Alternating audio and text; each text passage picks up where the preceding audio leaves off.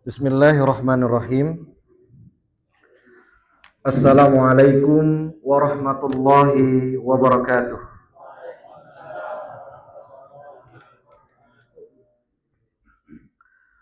Alhamdulillah wassalatu wassalamu ala Rasulillah.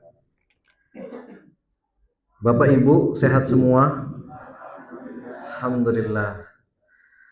Hal yang paling utama yang perlu kita lakukan di malam hari ini adalah mensyukuri nikmat.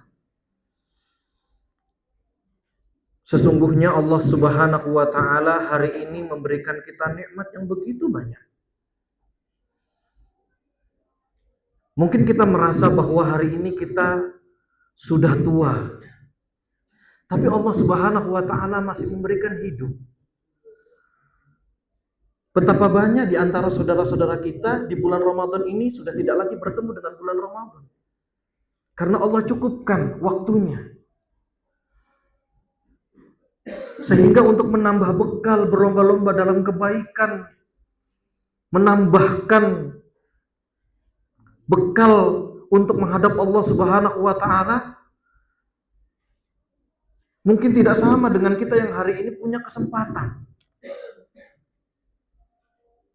Tapi banyak orang, Bapak Ibu sekalian, yang merasa bahwa Ramadan itu biasa-biasa saja. Kenapa? Karena ia tidak memahami hakikat bulan Ramadan itu seperti apa. Bapak Ibu yang dirahmati oleh Allah Subhanahu wa taala, tahukah kita bahwa sesungguhnya ketika kita bertemu dengan bulan Ramadan, kita itu adalah manusia paling beruntung di dunia. Ramadan itu istimewa loh untuk kita. Apa Ustadz istimewanya Ustadz? Mari Bapak Ibu sekalian kemudian kita flashback dalam kehidupan kita ini. Pertama, kita sebagai seorang manusia itu banyak dosa atau tidak Pak, Bu? Banyak. Kita itu sebagai seorang manusia itu sudah menjadi tabiatnya bahwa seorang manusia itu kullu bani Adam itu khata'un wa khairul khata'ina at-tawwabun. Setiap bani Adam itu, ya, seluruh manusia itu banyak dosa. Dan sebaik-baik di antara orang-orang yang banyak dosa itu adalah mereka yang bertobat. Bertobat. Itu yang pertama. Yang kedua, Bapak Ibu sekalian yang rahmati Allah, usia kita itu pendek. Saya hari ini, ya, tentunya lebih muda dari ibu-ibu dan bapak-bapak sekalian. Hari ini, ya, tahun ini saya usianya 40. Baru 40. Masih muda, Pak, ya. Baru 40. Ya. Tapi orang di bawah saya melihat, sudah 40. Ya. Tapi atas saya melihat baru 40. Ibu-ibu sekalian kalau melihat saya, baru 40 masih muda. Kenapa? Karena ibu sudah tua. Kan gitu ya. Bapak juga begitu. 40, saya merasanya, ya Allah, saya sudah 40. Kayaknya baru beberapa tahun yang lalu saya itu masuk SD. Saya SDN-nya di Wailunik, Bu. Orang Wailunik saya. Kayaknya baru beberapa tahun yang lalu SD. Kayaknya baru beberapa tahun yang lalu saya lulus sekolah. Kok sekarang saya usianya sudah 40 tahun, anak sudah 4. Semakin dekat itu usia, ya Allah, 60 tahun. Sebentar lagi. Hal yang sama itu dirasakan oleh mereka yang hari ini, ya, sudah tua, yang usianya 60 tahun, 70 tahun. Kayaknya SD itu baru kemarin, tapi saya ini usianya sudah 70 tahun. Ya enggak, Pak? Itu juga akan dirasakan Bapak Ibu sekalian ketika kita sudah berada di akhirat. Ketika kita sudah masuk ke alam kubur. Itu juga dirasakan oleh kita semuanya yang sudah berada di alam kubur, kemudian kita membayangkan, ya Allah, baru kemarin saya hidup, Baru kemarin saya kumpul sama cucu-cucu. Baru kemarin saya kumpul sama anak-anak. Kayaknya baru kemarin saya menikahkan anak saya. Baru kemarin. Semuanya baru kemarin. Itu semuanya seakan-akan hanya potongan hari, kemudian berlalu begitu saja tanpa persiapan apa-apa. Bapak Ibu sekalian yang dirahmati oleh Allah Subhanahu wa taala, maka ketika kita kemudian masuk ke alam kubur, kita kemudian membayangkan, ya Allah, dosa saya banyak. Ya Allah, kesempatan saya itu cuma sebentar sekali. Dan hari ini saya baru sadar ketika saya mati. Dan saya mau melihat bahwa apa yang diceritakan di dalam Al-Quran itu semuanya adalah sesuatu yang nyata. Sebagaimana nyatanya kita hari ini berada di musola. Siapa di antara Bapak Ibu sekalian yang pernah memikirkan ketika belum dilahirkan bahwa kita akan berada di musola ini? Gak pernah ada satupun. Begitu juga, mungkin itu semuanya adalah hayalan, dunia fana, yang gak pernah ada dalam otak kita. Ternyata begitu kita berada di akhirat, semua yang ada di dunia ini semuanya kenangan. Seakan-akan tidak pernah ada dunia ini. Bapak Ibu yang dirahmati oleh Allah Subhanahu wa taala, kemudian ya Allah, pada akhirnya ketika kita sudah berada di alam kubur, ketika kita sudah bertemu dengan Allah, ketika kita sudah berada di akhirat, ketika amal baik dan amal buruk kita ditimbang, disitulah kita berpikir, mulai merenung, mulai menyesali. Ya Allah, dulu saya di dunia kurang amalnya. Ya Allah, dulu saya di dunia banyak amalnya, tapi saya tukang pamer ya Allah. Ya Allah, saya dulu banyak ibadahnya, tapi saya tukang julid sama tetangga. Ya Allah, dulu saya mulutnya gak bisa diem, sering menyakiti tetangga-tetangga saya dan teman-teman saya. Banyak hal yang kita sesali ketika kita berada di akhirat. Bapak Ibu yang dirahmati oleh Allah Subhanahu wa taala, kemudian di antara potongan-potongan hari yang kita lewati di atas muka bumi ini, Allah kasih bulan istimewa untuk kita semua. Apa itu? Bulan Ramadan. Bulan Ramadan itu tidak datang setiap bulan. Datangnya setahun satu kali. Akan selalu ada di antara 11 bulan ada satu bulan kemudian muncul, itu promo namanya. Baik dunia akhirat. Promo, bulan promo. Sampai-sampai bulan promo ini untuk amalan akhirat, sampai-sampai yang dagang juga pengen promo. Promo Lebaran Idul Fitri, potongan 30% dan lain sebagainya, beli sirup hadiah kulkas, nggak ada nggak ada. Bapak Ibu yang dirahmati Allah, sekarang saya ingin ajak Bapak Ibu kemudian membayangkan, kalau seandainya ada sebuah swalayan mall, kemudian di sana ada sirup marjan. Siapa yang beli sirup marjan ini tanpa diundi mendapatkan hadiah mobil. Pajero Sport. Mau Bapak Ibu? Mungkin Bapak Ibu bisa, semuanya marjan, semua saya borong. Kenapa? Karena saya dapat mobil Pajero Sport. Bapak Ibu yang dirahmati Allah, begitu butuhnya kita dengan amal soleh, bekal kita kelak di akhirat, Allah kasih bulan promo.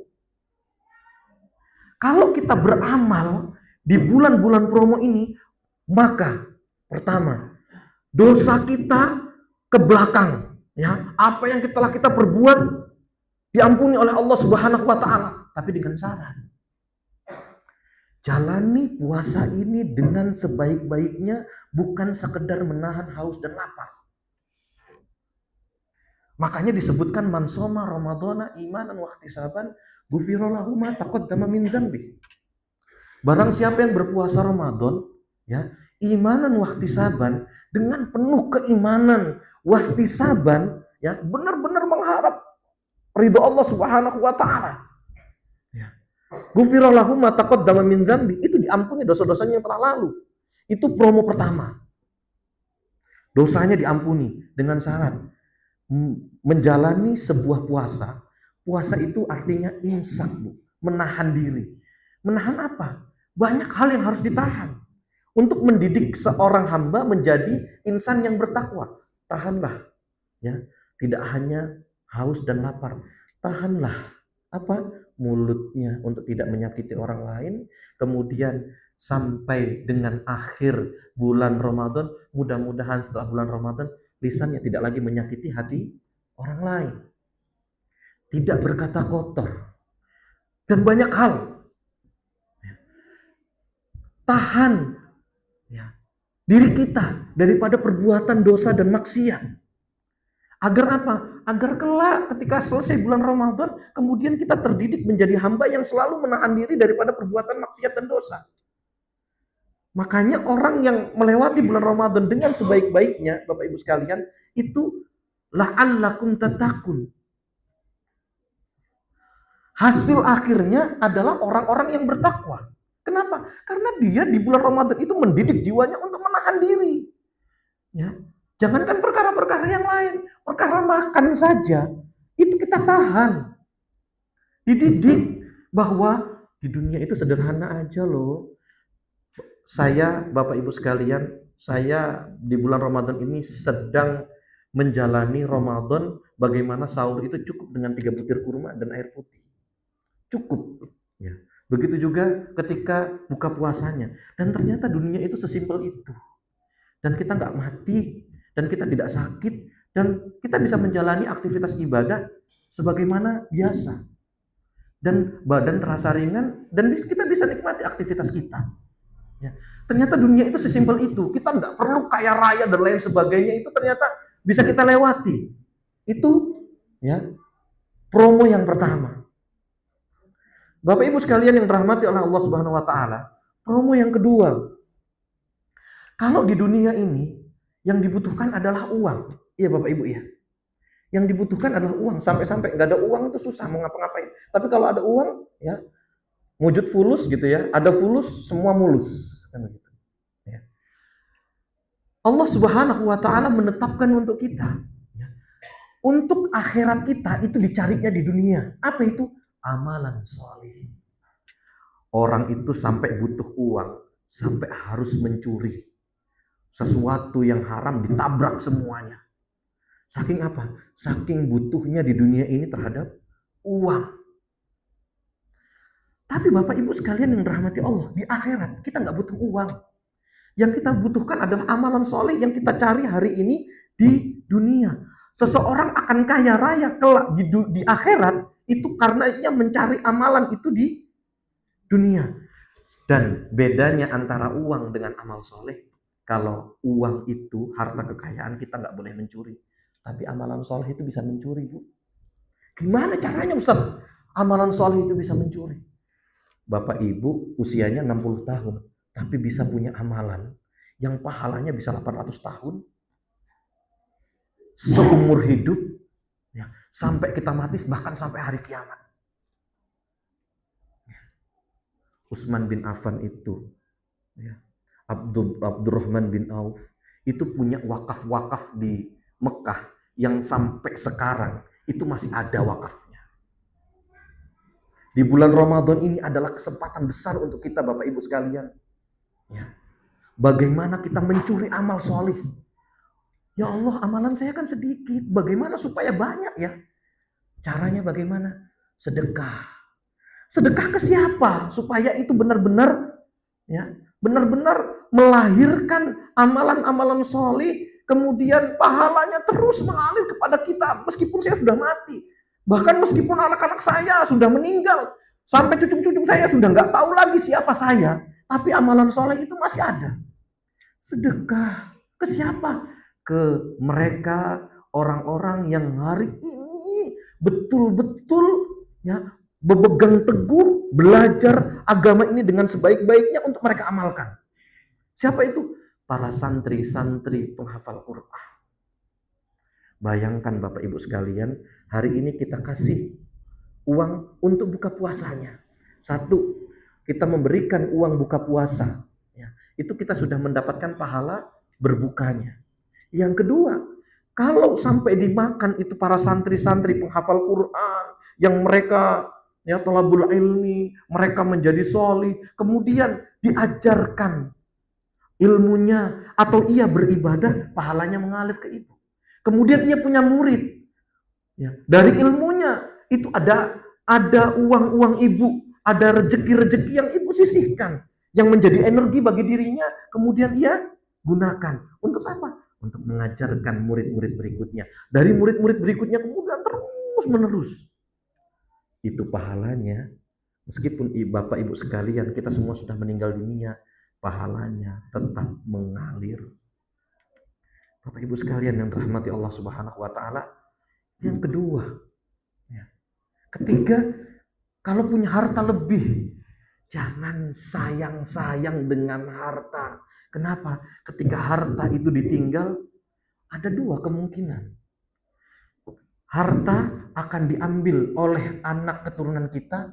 Yang kedua akan diperebutkan dan ada pertumpahan darah di bawah keturunan kita. Kita ini capek, Pak, kerja. Kita ini capek, Bu, kerja. Ada yang sampai dulu cari bawa-bawa ijazah, ngelamar kerja. Kita sebagai seorang bapak keliling kadang-kadang ya merintis sebuah usaha sampai besar, kemudian setelah mati ternyata dari harta yang kita kumpulkan itu nggak ada 1% pun yang bisa kita bawa ke akhirat. Sayang. Harta itu, Pak, bawa ke akhirat. Sayang, bapak punya tanah, ibu punya uang, bawa ke akhirat. Jangan mau ya secukupnya saja untuk anak-anak sudah punya rezekinya. Tapi yang paling penting itu adalah keselamatan diri kita. Untuk apa kita punya harta begitu banyak kemudian tidak bisa kita bawa pulang sampai ke akhirat. Ini kadang-kadang kita nggak habis pikir ketika kita mati kemudian kita menjadi miskin di akhirat. Bagaimana caranya? Ada wakaf. Wakaflah sebagaimana Abdurrahman bin Auf kalau kita punya tanah yang lebar. Atau kita kalau hanya punya sepersekian, ini masjid mungkin butuh perbaikan dan lain sebagainya. Wakafkanlah ke masjid meskipun hanya 100.000. Dipakai ini musola ini untuk sholat terus. Dan itu pahalanya terus mengalir kepada diri kita. Kita ini kadang-kadang Bapak Ibu sekalian yang dirahmati Allah, kita baru sadar ketika kita kepentok. Tapi kalau kepentoknya sudah di alam kubur itu ngeri. Mumpung di dunia kita cepat-cepat sadar. Kita perlu persiapan-persiapan yang harus kita siapkan hari ini. Jangan lupa ketika malam Lailatul Qadar ya, banyak-banyak ibadah. Malam 1000 bulan, setiap sedekahnya, setiap wakafnya, setiap yang kita sisihkan, bayangkan dihitung 1000 bulan. 1000 bulan ya, infak hanya segini, hanya 100.000, tapi dihitungnya sampai 1000 bulan, padahal itu belum dilipat gandakan. Begitu besar ya pahala-pahala ya yang kita dapatkan. Yang Bapak Ibu sekalian yang dirahmati Allah, kalau kita merenungi betul tentang hakikat Ramadan, kita ini adalah orang yang sangat membutuhkan bulan Ramadan. Ya. Ada dua orang ya, di zaman Rasulullah Shallallahu Alaihi Wasallam. Ya, yang satunya ya, dua orang ini adalah bersaudara. Yang satunya sudah meninggal 1 tahun sebelum saudaranya. Setelah meninggal saudaranya, ya meninggal berikutnya. Ya. Kemudian ia mendapatkan salah satu sahabatnya, ya, mendapatkan mimpi yang diceritakan ya, di dalam sebuah athar, ya, bahwa yang meninggal lebih akhir, ya, justru masuk surga lebih awal. Kenapa ya Allah? Karena ia bertemu dengan bulan Ramadan dan ia memanfaatkan bulan Ramadan itu dengan sebaik-baiknya. Sedangkan yang sebelumnya padahal mati syahid. Ya, tapi karena amalannya sama dan ia mendapatkan keutamaan bertemu dengan bulan Ramadan, sampai akhirnya apa? ia lebih dulu masuk surganya ketimbang saudaranya. Maka ma'asyiral muslimin rahimakumullah, mari kita manfaatkan bulan Ramadan ini dengan sebaik-baiknya. Sadarlah bahwa kita ini banyak dosa, usia kita ini pendek, kita butuh bekal yang banyak kelak di akhirat. Maka manfaatkan dengan sebaik-baiknya bulan Ramadan ini agar pahala kita banyak, agar bekal kita menghadap Allah Subhanahu wa taala cukup. Jangan sampai kita sudah miskin di dunia, miskin juga di akhirat. Sengsara di dunia, sengsara di akhirat. Kalau memang kita hari ini miskin, kalau kita hari ini melarat, kalau kita hari ini sengsara, kalau kita ini tidak punya apapun di dunia, jangan sampai kita tidak punya apapun di akhirat. Mudah-mudahan Bapak Ibu sekalian yang rahmati Allah, Allah Subhanahu wa taala membimbing kita di bulan Ramadan ini untuk beramal saleh, dan Allah menerima setiap sujud kita, puasa kita, dan Allah Subhanahu wa taala mematikan kita dalam keadaan husnul khotimah dan mengumpulkan kita kelak di surga Firdausnya. Demikian yang dapat saya sampaikan, kurang lebihnya saya mohon maaf. Wabillahi taufik wal hidayah. Wassalamualaikum warahmatullahi wabarakatuh.